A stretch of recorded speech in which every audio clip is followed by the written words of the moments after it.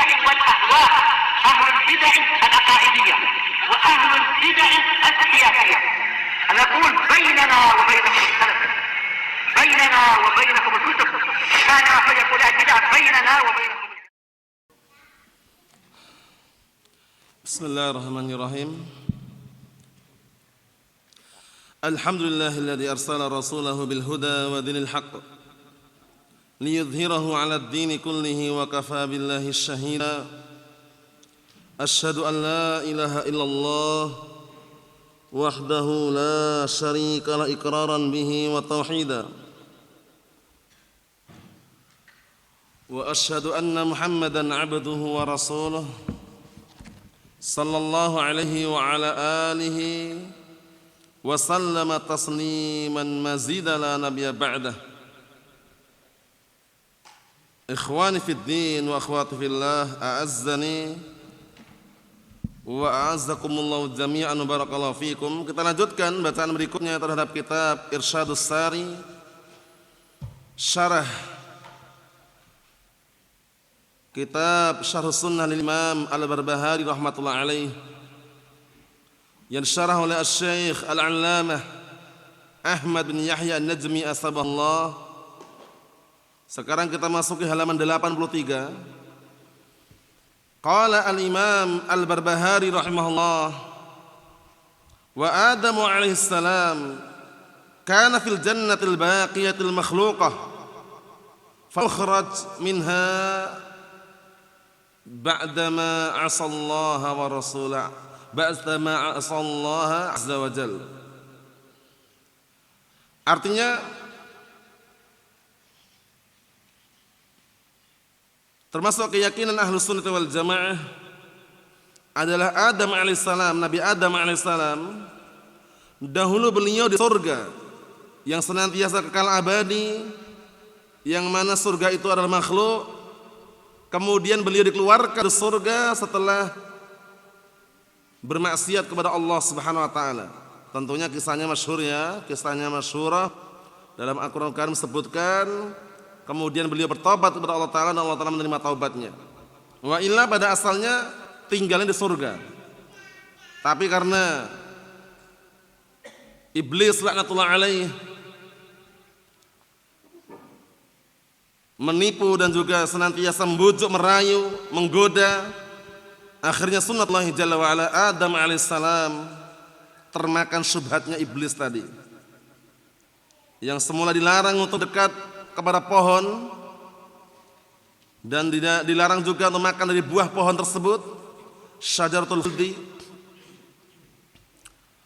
Akhirnya Adam alaihissalam mendekat dan makan dari buah tersebut, dan Allah Ta'ala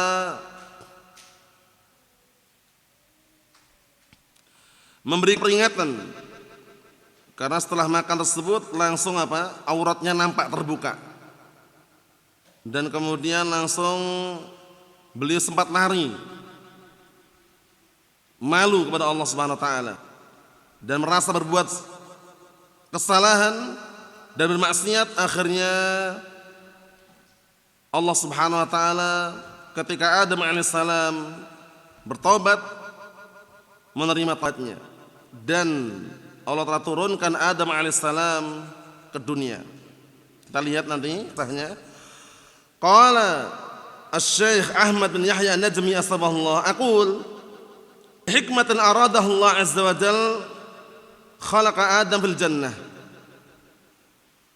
Aku katakan termasuk hikmah tujuan Allah Ta'ala yang Allah Ta'ala inginkan, termasuk yang Allah Ta'ala inginkan adalah Allah Ta'ala menciptakan Adam alaihissalam fil jannah, di surga. Wa qala wa id qulna lil malaikati isjudu li adama fasajadu illa iblisa aba. Ketika kami katakan kepada para malaikat, sujudlah kalian semuanya kepada Adam, mereka semuanya pun sujud kecuali iblis. Kecuali iblis. Aba, dia enggan untuk sujud. Di dalam ilmu nahwu disebutkan istisna di sini namanya istisna munqati'. Karena sebagian ada berpendapat iblis dulunya malaikat, tapi ketika karena disuruh sujud gak mau, akhirnya kecualikan dan dia termasuk yang bangkang. Itu pendapatnya lemah. Pendapatnya lemah ya. Pendapat yang kuat, iblis adalah dari kalangan jin. Sebagaimana ayat yang lainnya, wa id qulna lil malaikati isjudu li adama fasajadu illa iblisa. Apa kata Allah Ta'ala? Kana minal jin. Yang mana dianya itu adalah dari kalangan jin. Fa fasaqa an amri rabbih.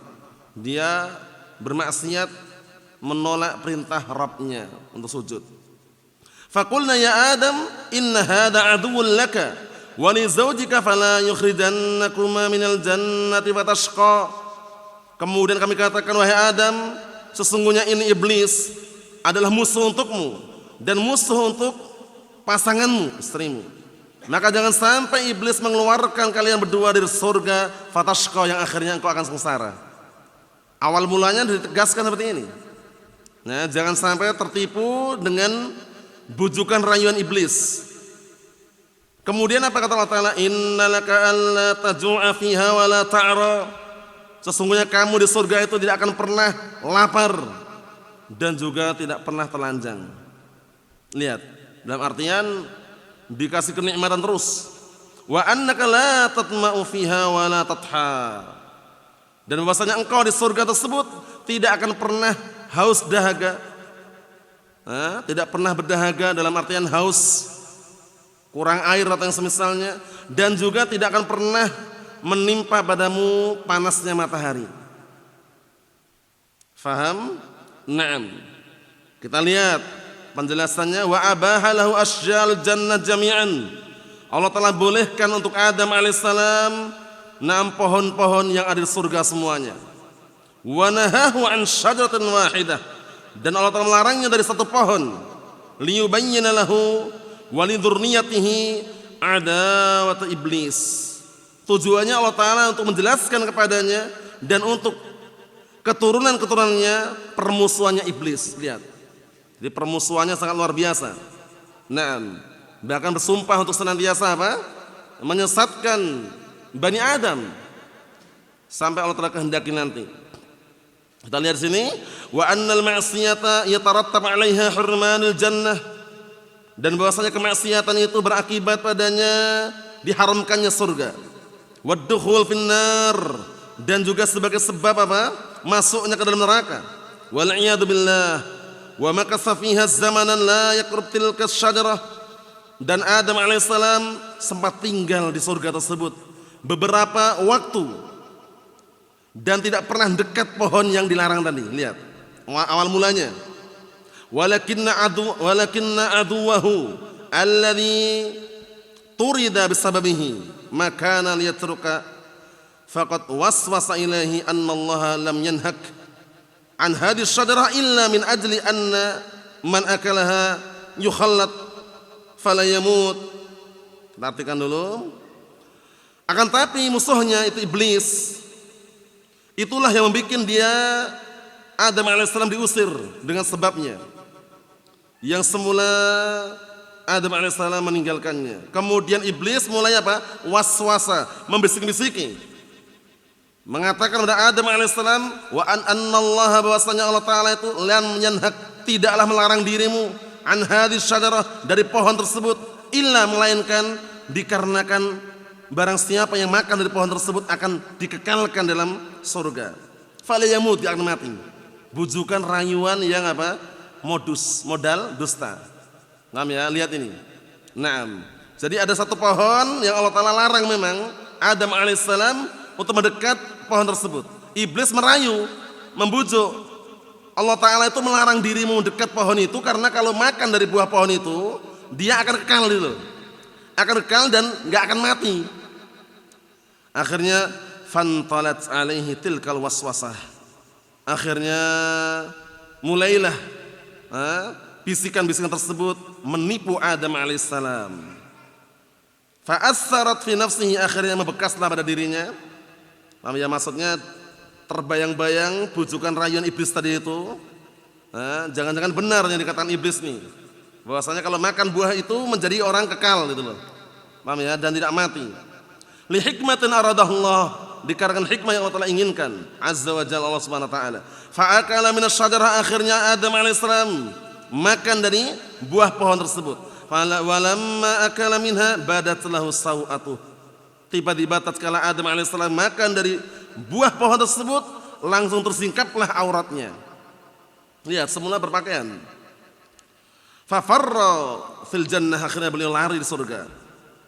Wa alima annahu qad asaa wa asa, kemudian sadarlah Adam alaihissalam bahwasanya beliau telah berbuat kejelekan dan juga berbuat maksiat. Fanadahu rabbuhu, kemudian Rabbnya memanggilnya. Wa taba alaihi, akhirnya Adam alaihissalam bertaubat. Tsumma ahbatahu minal jannah ilal ard, kemudian Allah Ta'ala turunkan Adam alaihissalam dari surga ke bumi. Lihat, bujukan rayuan iblis laknatullah alaih yang ternyata mengandalkan modal dusta. Tapi tadi itu sunnatullah jalla wa ala. Kita lihat,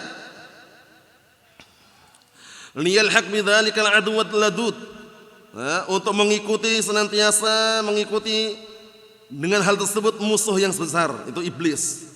Karena di dunia ini iblis posisinya enggak diam, terus memusuhi, terus bagaimana caranya menenggelamkan Bani Adam ke dalam kesesatan.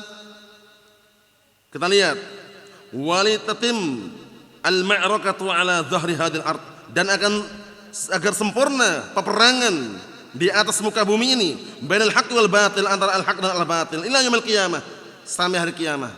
Ya kan? Al-haq memegang teguh terhadap Al-Quran dan Sunnah, sedangkan al-batil tidak terlepas dari bujukan rayuan iblis laknatullah alaih. Mafhum? Sehingga terus berlangsung peperangan antara al-haq dan al-batil sampai hari kiamat. Farusulullahi wa atsba'uhum, maka utusan-utusan Allah dan pengikut-pengikut mereka, yumassilun al-haq, mereka lah yang mencontohkan al-haq. Wa yad'una ilaih, dan mereka mengajak kepada al-haq. Wa ya'maluna bih, dan mereka mengamalkan terhadap al-haq tersebut. Wa iblis wa atsba'uhu, sedangkan iblis dan pengikut-pengikutnya, yumassilun al-batil, mereka mencontohkan kebatilan. Wa ya'maluna bih, dan mereka melakukan kebatilan tersebut. Wa yad'una ilaih, dan mereka menyeru, mengajak kepada kebatilan. Wal ma'sum man asamahullah, sedangkan orang yang maksum dilindungi adalah orang yang Allah Ta'ala lindungi. Sedangkan makhdul, orang yang rendah dan hina, man khadalahullah wa adallah, itu orang yang Allah Ta'ala rendahkan, yang Allah Ta'ala hinakan dan Allah Ta'ala sesatkan. Allahumma asimna min kaidis syaitan rajim. Beliau berdoa ini, ya Allah, jagalah kami dari tipu daya syaitan yang terkutuk. Wa azbigh qulubana, azbigh itu akmil ya, dan sempurnakanlah hati-hati kami bi sibghatil iman, dengan kesempurnaan keimanan. Wa a'idna, dan lindungilah kami min mudillatil fitan, dari kegelapan-kegelapan fitnah, atau dari kesesatan-kesesatan fitnah. Innaka sami'un qarib, sesungguhnya engkau adalah zat yang senantiasa mendengar dan juga zat yang dekat. Wa qad daratil ma'rakatu, dan sungguh telah berlangsung peperangan. Fa arsalallahu rusula, kemudian Allah Ta'ala utus para rasul. Ba'da ighwa'i iblis wa dzurriyyatihi, na'am, li Bani Adam, setelah iblis berhasil menyesatkan, iblis dan keturunan-keturunannya menyesatkan li Bani Adam, kepada Bani Adam alaihissalam. Wa hamalahum ala syirk wal kufr, dan mengajak mereka kepada kesyirikan dan kekufuran, wal ma'asi, dan kemaksiatan-kemaksiatan. Jadi iblis terus bertempur ini ya, bertempur untuk menjerumuskan Bani Adam ke dalam neraka jahannam wal'iyadzubillah. Sedangkan para rasul, di antaranya adalah Nabi kita Muhammad sallallahu alaihi wasallam, yang senantiasa menyeru kepada al-haq, mengajak manusia untuk mengikuti syariat yang benar. Kita lihat di sini, wa arsalallahu ar-rusula min awwalihim Nuh ila akhirihim Muhammad sallallahu alaihi wasallam. Kemudian Allah Ta'ala mengutus para rasul, dari awal mereka Nuh alaihissalam. Nuh alaihissalam rasul yang pertama kali diutus untuk mana? Untuk penduduk bumi. Dikasih catatan itu ya, karena di langit juga ada rasul itu loh. Hanya saja rasul yang di langit itu para malaikat, namanya rasulun malaki.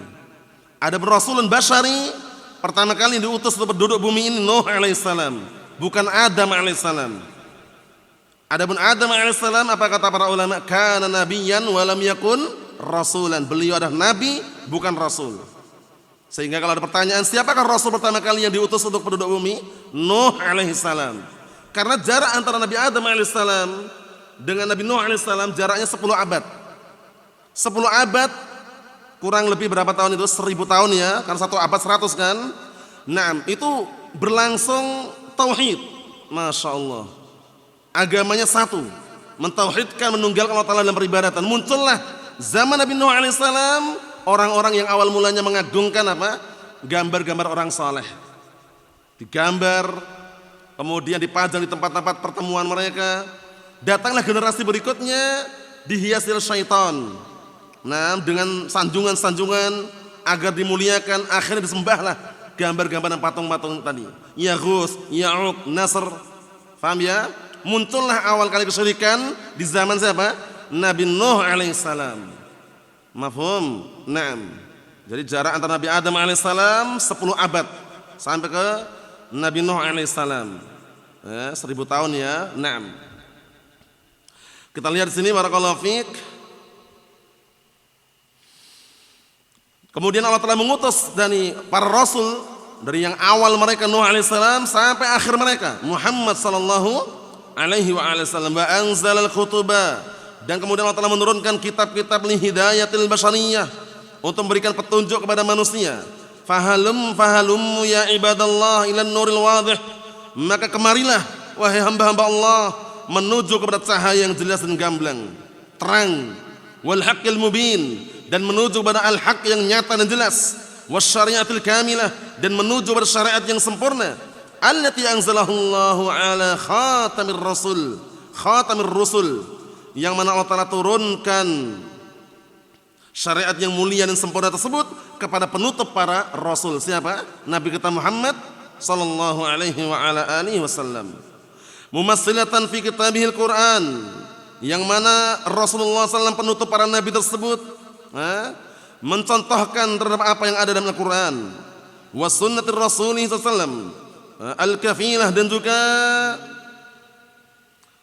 mencontohkan apa yang ada dalam sunnah Rasulnya sallallahu alaihi wasallam, al-kafilah, yang menjamin. Karena Al-Quran sunnah menjamin, dengan izin Allah Ta'ala menjamin apa? Keselamatan. Menjamin keselamatan. Oleh karena itu Nabi kita Muhammad SAW, hadisnya sering anda nukilkan itu ya, beliau sebelum meninggal, jauh sebelum meninggal, beliau berwasiat dengan wasiat yang sering disebutkan para ulama tentang apa? Agar berpegang teguh dengan Al-Quran dan As-Sunnah. Inni tarikun fikum amrain in tamassaktum bihima lan tadillu ba'di kitabullahi wa sunnati. Ana nukilkan dengan lafaz itu ya, karena lafaznya beda-beda, artinya sama. Sesungguhnya aku tinggalkan kalian di hadapan kalian 2 perkara, jika kalian meninggal nanti, jika aku meninggal nanti kalian berpegang teguh dengan 2 perkara tersebut, niscaya kalian tidak akan sesat selama-lamanya, yaitu Al-Quran dan sunnahku, kata Rasulullah SAW. Mafhum, berarti menjamin dengan izin Allah Ta'ala. Bibayanil haqqi, lihat itu.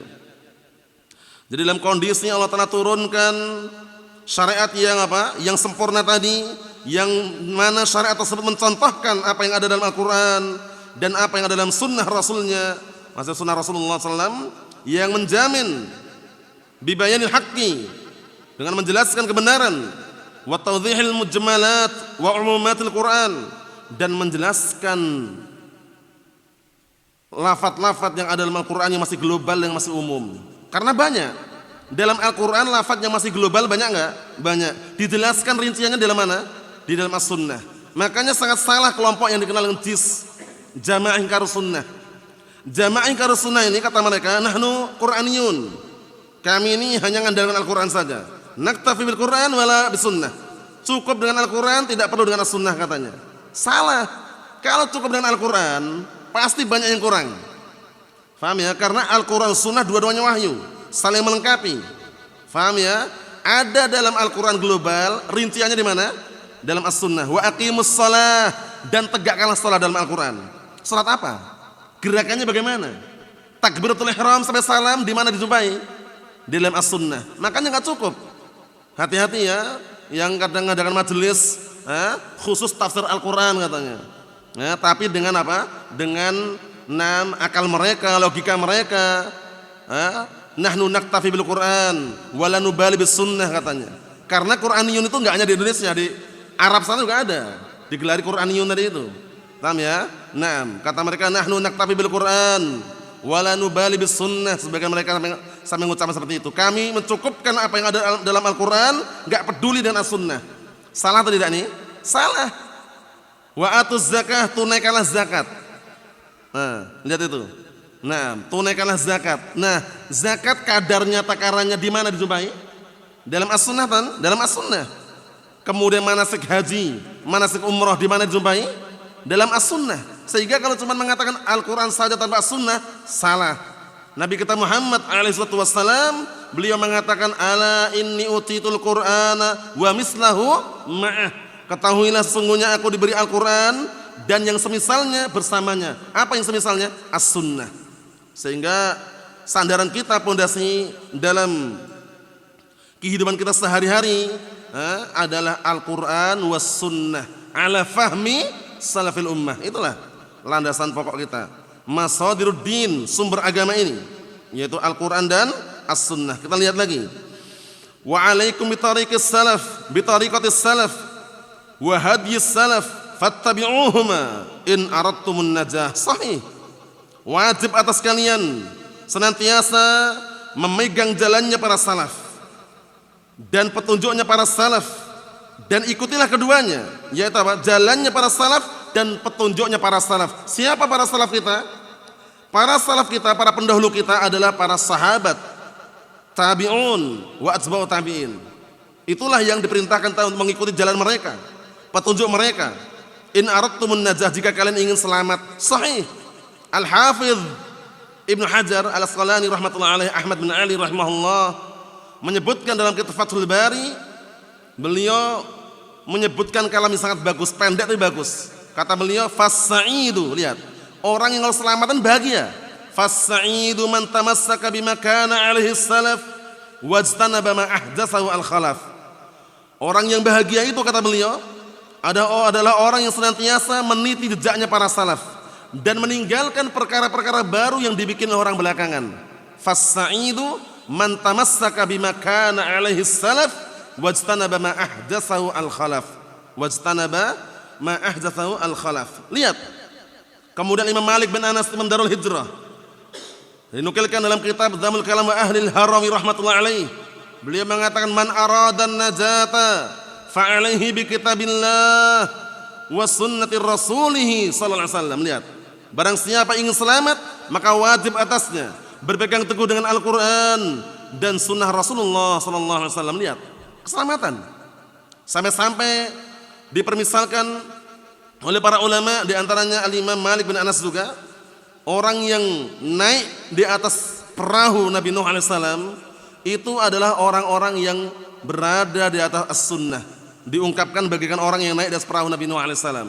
Apa kata beliau? As-sunnah safinatun Nuhin, man raqibaha naja wa man takhalafa anha gharik. Sunnah itu adalah bagaikan perahu Nabi Nuh alaihissalam. Barang siapa yang naik di atas sunnah perahu tersebut, maksudnya di atas sunnah, maka sungguh dia akan selamat. Dan barang siapa yang dia tidak mau naik di atas perahu tadi, tidak mau mengikuti as-sunnah, sungguh dia akan tenggelam dan binasa wal'iyadzubillah. Jadi kita ingin selamat, nempuh jalannya, bukan bersantai-santai kemudian ingin selamat, tidak. Paham ya? Jadi kita ingin masuk surga itu tidak bisa dapatkan instan gitu ya, ada prosesnya. Berjuang, berkorban. Di antaranya apa jalan menuju surga? Talabul ilm, duduk di majelis ilmu. Paham ya? Bermajelis ilmu termasuk salah satu cara, termasuk salah satu sebab orang dimudahkan masuk ke dalam surga. Menempuh jalannya, ibaratnya perahu itu kan dia nggak mungkin jalan di tanah yang apa, kering. Paham ya? Ya jalan di lautan atau yang banyak airnya, iya kan? Sampai-sampai sebutkan semacam ungkapan yang sangat indah itu, tarjun najata walam tasluk masalikaha inna safinata la tajri 'alal yabas. Kamu ingin selamat tapi enggak ingin menempuh jalannya, cuman ingin selamat toh, ingin sukses berhasil tapi enggak mau keluar modal. Paham maksudnya? Maksudnya nggak mau usaha gitu loh, nggak mau berkorban, beramal amalan saleh, ingin surga padahal. Ibaratnya apa? Innas safinata la tajri 'alal yabas. Sesungguhnya perahu itu tidak jalan di atas tempat yang kering. Paham ya? Nah, seperti itu. Bisa dipahami? Maksudnya orang kalau ingin masuk surga kok nggak beramal, nggak bisa. Memang sudah kita lewati kemarin, masing-masing orang itu jatahnya sudah ditetapkan. Si fulan min ahlin nar, tercatat belum? Sudah. Si fulan min ahlil jannah, tercatat belum? Tercatat. Tapi apa kata Rasulullah SAW ketika ada sahabat yang mengatakan, ya Rasulullah afala nattaqil? Kalau begitu kita pasrah aja udah. Apa kata Rasulullah alaihi wasallam? La i'malu fakullun muyassarun lima khuliqalah. Jangan pasrah. Karena kalau pasrah kita nggak tahu yang mana gitu loh, ya nggak? Kita tahu nggak yang mana kita? Nggak tahu kan? Apakah kita yang penduduk surga atau yang neraka? Bisa dipahami? Maka Rasulullah mengatakan, la, jangan pasrah. I'malu, beramalah kalian. Fakullun muyassarun lima khuliqalah. Masing-masing itu akan dimudahkan dengan apa yang Allah telah takdirkan untuknya. Lihat, tetap beramal. Mafhum? Nah, kita lanjutkan lagi. Waqad qala an-nabiy sallallahu alaihi wasallam fil firqatin najiyah, dan sungguh Rasulullah SAW telah mengatakan berkaitan masalah kelompok yang selamat, humul ladzina ala mislima ana alaihi wa ashabi. Masya Allah, lihat ini. Rasulullah SAW mengatakan mereka itu adalah apa? Adalah orang-orang yang seperti aku pada hari ini dan para sahabatku. Hadis apa ini? Hadis perpecahan umat. Kata Rasulullah SAW, wa sataftariqu hadhil ummah ala 72 firqah kulluhum finnar illa wahidah. Qila man hum ya Rasulullah? Qala man kana mislu ma ana alaihi al-yawma wa ashabi. Sesungguhnya umatku ini akan berpecah belah menjadi 72 golongan, 72 kelompok. Mereka semuanya berhak mendapatkan ancaman neraka, finnar, di neraka. Illa wahidah, kecuali satu. Akhirnya ada yang bertanya, man hum ya Rasulullah? Siapakah satu tersebut ya Rasulullah? Akhirnya Rasulullah alaihi wassalam beliau mengatakan, man kana mislu ma ana alaihi al-yawma wa ashabi. Itu orang yang seperti aku keadaannya pada hari ini dan para sahabatku. Sabar man. Ahlus sunnah wal jamaah itu banyak ujian, banyak cobaan. Mulai dalam hal apa? Dalam hal ekonomi, dalam hal kehidupan di dunia, dalam hal bertetangga, dalam hal bermuamalah, banyak ujian. Kalau kita nggak sabar, hati-hati. Karena kalau mundur ke belakang satu langkah saja, banteng setir, Allahul musta'an. Paham ya? Sudah tahu ilmunya, tahu sunnah, janganlah mundur ke belakang. Tapi istiqomah atau maju ke depan. Banyak cacian, na'am. Banyak gunjingan, ayo. Banyak pengucilan, nggak diragukan lagi. Cacian pun ada juga. Akhwat yang bercadar dibilang ninja, jelas kadangkala. Orang celana cingkrang nggak isbal dibilang apa? Kebanjiran, na'am. Orang-orang berjenggot panjang dibilang kambing, sudah biasa. Tapi apa kata Imam Ibnu Qayyim al-Jauziyah rahimahullah dalam kitab Madarijus Salikin, ini sering anunukan bagus sekali untuk motivasi buat kita agar kita itu nggak minder gitu loh. Kata beliau, alaika bitariqil haq wa la tastawhid liqillatis salikina wa iyyaka wa tariqal batil wala taghtar bi kasratil halikina. Artinya, wajib atasmu senantiasa di atas jalan yang benar. Jangan merasa minder, takut dengan sedikitnya orang yang menempuh. Ahlus sunnah wal jamaah, sunniyun salafiyun, sedikit atau banyak? Sedikit. Jangan usah minder gitu loh. Mereka hizbiyun al bid'ah wad dhalal, banyak mereka. Ribuan, ratusan, jutaan, biarin. Paham ya? Kata beliau, wala taghtar. Wa iyyaka wa tariqal batil, dan waspadalah, hati-hatilah dari jalan kebatilan. Wala taghtar bi kasratil halikina, jangan merasa tertipu dengan banyaknya orang-orang yang binasa di dalamnya. Lihat al-haq, barakallahu fiik, banyak ujian. Al-Imam Al-Bukhari rahimahullah taala menyebutkan, dinukilkan oleh Imam Al-Khatib Al-Baghdadi dalam kitab Al-Jami' li Akhlaqir Rawi wa Adab As-Sami', beliau mengatakan, fasbiru ya ashabas sunan rahimakumullah fa innakum aqallun nas. Fasbiru ya ashabas sunan rahimakumullah fa innakum aqallun nas. Artinya apa? Sabar kalian wahai ahlus sunnati wal jamaah. Semoga Allah telah merahmati kalian, karena sungguhnya kalian ialah manusia yang paling sedikit.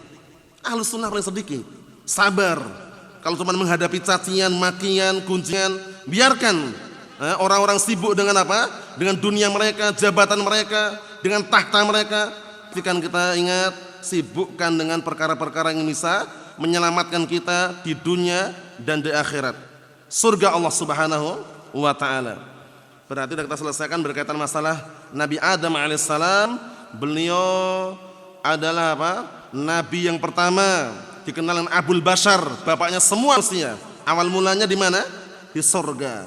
Tapi ternyata bujukan, rayuan, bisikan iblis laknatullah alaih, sunnatullah jalla ala, beliau akhirnya apa? Termakan syubhatnya.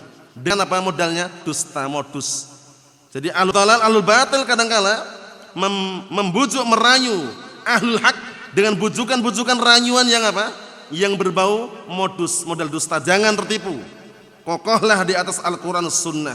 Sabar di atas keduanya sampai ajal menjemput kita semuanya. Kata Imam Ahmad bin Hanbal rahmatullah alaih, apa kata beliau? Man mata 'alal Islam was sunnah mata 'alal khairi kullih. Barang siapa yang mati, wafat di atas Islam was sunnah, maka dia mati di atas semua kebaikan. Ikhwani fid din, a'azzani wa a'azzakumullah jami'an wa barakallahu fikum. Kita ambil dikit lagi. Qala al-Imam Al-Barbahari rahimahullah, bagian atas itu, wal imanu bil masih dajjal. Termasuk keyakinan Ahlus Sunnah wal Jamaah beriman tentang adanya Dajjal. Dajjal sekarang sudah ada belum? Sudah ada. Di mana? Wallahu a'lam. Siapakah sahabat yang dulu pernah ketemu Dajjal? Waktu itu sedang berlayar dengan perahu bersama 30 orang kurang lebihnya. Paham ya? Nah, kemudian di tengah-tengah lautan terombang-ambingkan ombak dan ada angin yang besar, terdampar di sebuah pulau. Siapa sahabat tersebut? Naam, ahsantum. Abu Ruqayyah Tamim bin Aus Ad-Dari. Abu Ruqayyah Tamim bin Aus Ad-Dari radhiyallahu anhu. Waktu itu beliau belum masuk Islam, cuman kisahnya itu disampaikan kepada Rasulullah dalam kondisi beliau sudah masuk Islam. Dan beliau Rasulullah SAW menerima benar yang disampaikan oleh Tamim bin Aus Ad-Dari. Paham ya? Kita lihat kisahnya nanti ya. Kisahnya panjang ini soalnya. Kita baca dikit dulu. Kata beliau, al-iman wal iman bil masih dajjal, dan beriman dengan adanya al-masih ad-dajjal. Apa maknanya al-masih di sini? Karena ada al-masih Isa ibnu Maryam. Al-masih juga. Ini al-masih juga. Paham ya? Para ulama menjelaskan kalau dajjal ini dia mamsuhul ain. Sumiyya bil masih li'annahu mamsuhul ain. Dinamakan al-masih karena apa? Matanya itu terhapus alias apa ya? Semacam picak, buta. Rusak matanya. Paham ya? Nah, sebutkan dalam riwayat itu seakan-akan seperti anggur yang busuk. Paham? Seperti itu. Adapun al-masih ibnu Maryam, nah, beliau dikenal dengan al-masih karena beliau nanti akan menghapuskan nah barakallahu fi kebatilan yang dibawa oleh dajjal ini akhir zaman nanti. Dan Nabi Isa alaihissalam masih hidup. Paham ya? Hanya saja Allah Ta'ala angkat kemana? Ke langit. Nanti di akhir zaman turun di Menara Putih daerah Damaskus. Kisahnya kalau melihat sendiri rujukannya yang paling dekat kitab Lum'atul I'tiqad bagian akhir-akhir itu kisahnya. Wa illa dalam hadis juga ada, cuman ini rujukan yang paling dekat kalau antum ingin melihat. Paham ya? Nah, kemudian didampingi oleh malaikat. Turun, akhirnya barakallahu fiik Dajjal dan orang-orang pengikutnya kebanyakan dari kalangan siapa? Al-Yahud kebanyakannya. Paham ya? Pengikut Dajjal. Nah, waktu itu posisinya Al-Imam Mahdi sudah ada. Beliau sedang ingin melaksanakan salat. Ternyata di belakangnya ada Nabi Isa alaihissalam. Ini riwayatnya beda-beda, ada yang panjang, ada yang pendek. Ana nukilkan cuplikannya. Paham ya?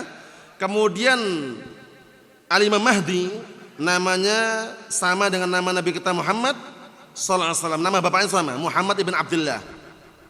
Muhammad ibn Abdullah. Paham ya? Nah, kemudian barakallahu fiik mengatakan kepada Nabi Isa alaihissalam agar menjadi imam. Akhirnya Nabi Isa alaihissalam mengatakan setiap kaum itu ada imamnya. Akhirnya yang maju menjadi imam adalah apa? Muhammad ibn Abdullah Imam Mahdi. Mafhum? Ternyata orang-orang Yahud dan Dajjal itu sudah mulai mengepung masjid tersebut. Masjid mana? Wallahu alam. Secara dapat nggak sebutkan, ada yang mengatakan masjid yang ada di Palestina, ada mengatakan masjid yang ada di tempat lain, paham ya? Ada masjid yang dikenal Masjid Aqsa, maksudnya Palestina itu, paham ya? Itu untuk riwayat yang sahih, wallahu alam. Terjumpai cuman di masjid, suatu masjid, paham ya? Kemudian akhirnya barakallahu fiik, begitu keluar, Dajjal lari, tunggang langgang. Orang Yahud lari dikejar oleh kaum muslimin.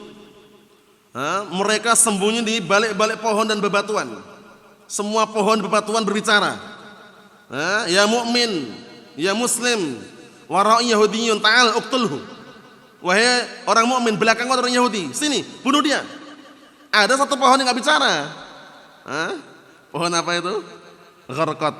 Pohon gharqad. Itu kisahnya panjang ya. Ini sekedar selingan akhir zaman nanti.